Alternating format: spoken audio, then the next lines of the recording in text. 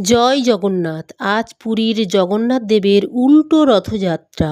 মাসির বাড়ি থেকে শ্রীমন্দিরে জগন্নাথ দেবের ফিরে আসার যে আনন্দ, সেই আনন্দ ভক্তরা রথের দড়ি টেনে উপভোগ করছেন। রথযাত্রার ঠিক 7 দিন পর শ্রী জগন্নাথ দেব, বলরাম ও সুভদ্রা দেবী মাসির বাড়ি গুন্ডিচা মন্দির থেকে নিজ মন্দিরে ফিরে আসছেন। এই ফিরে আসাকে আমরা বলি বাউড়া যাত্রা। যা পাপ থাকে সেই পাপ থেকে আমরা মুক্তি পেতে পারি। কেন জানেন? রথের এই দড়ি ধরলে। উল্টো রথের দিন প্রভুর রথ টানলে বা রথের ওপর জগন্নাথ দেবকে দর্শন করলে সাধারণ রথের মতোই সমান পুণ্য লাভ হয়। হাজার হাজার অগণিত ভক্ত ওড়িশার পুরীতে ভিড় জমিয়েছেন শুধুমাত্র জগন্নাথ দেবকে দর্শন করার জন্য। রথের এই দিনগুলিতে এবং পরবর্তী সমাবেশ অনুষ্ঠানের জন্য লক্ষ লক্ষ পুণ্যার্থী প্রভুকে চোখের এক পলক দেখার জন্য উপস্থিত হয়েছেন। পুরীর উল্টো রথ ভক্তদের কাছে ভীষণ আকর্ষণীয়, কারণ এই দিনে ভগবান জগন্নাথ মাসির বাড়ি থেকে নিজের মূল মন্দিরে ফিরে আসেন। এই সময় জগন্নাথ দেব পথের মধ্যে পোড়া পিঠে বা বিশেষ ভোগ গ্রহণের আনন্দ থাকে এবং মূল মন্দিরে প্রবেশের আগে দেবতাদের অপূর্ব সমাবেশ দর্শনের সুযোগ মেলে। ফেরার পথে মাসির বাড়িতে জগন্নাথ দেবের প্রিয় বিশেষ পিঠা বা পোড়া পিঠা ভোগের প্রথা রয়েছে, যা ভক্তদের মনে গভীর ভক্তি সৃষ্টি করে। রথ মূল মন্দিরে ফিরে আসার পর টানা কিছুদিন রথের ওপরেই দেবতাদের স্বর্ণালঙ্কারে সজ্জিত রূপ বা সমাবেশ দেখার জন্য লক্ষ লক্ষ ভক্ত ভিড় জমিয়েছেন। রথের রশ্মি টেনে মূল মন্দিরের দিকে ফিরিয়ে নিয়ে যাওয়ার সময় ভক্তরা নিজেদের পাপ মুক্তি ও পুণ্য লাভের সুযোগ খোঁজেন।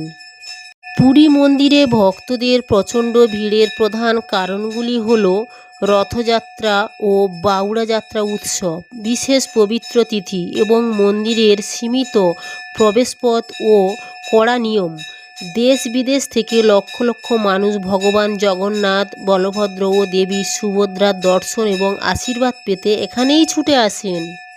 মন্দিরের নির্দিষ্ট প্রবেশপথ সুরক্ষার কারণে অনেক সময় মন্দিরের প্রধান সিংহদ্বার খোলা রেখে বাকি গেটগুলি বন্ধ রাখা হয়, যার ফলে এক জায়গায় বেশি ভিড় জমে যায়।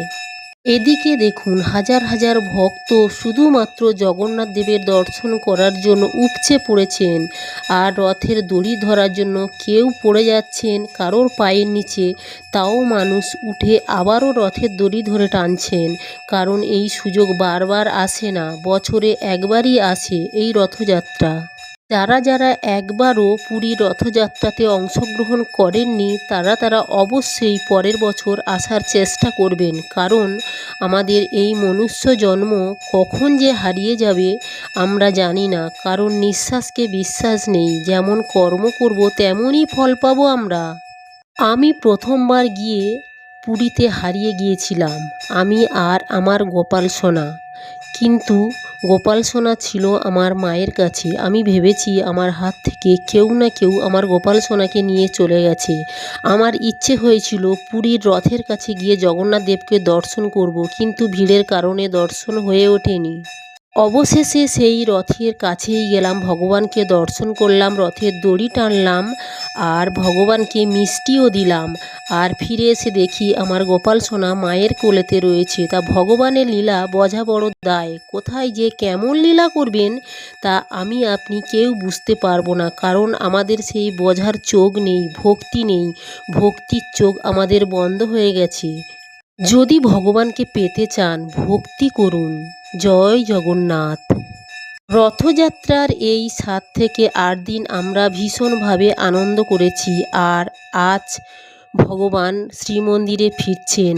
আজ একদম সবাই কান্নাকাটিতে পড়ে গেছে, কারণ ভগবান আবার কবে আসবেন। জয় জগন্নাথ।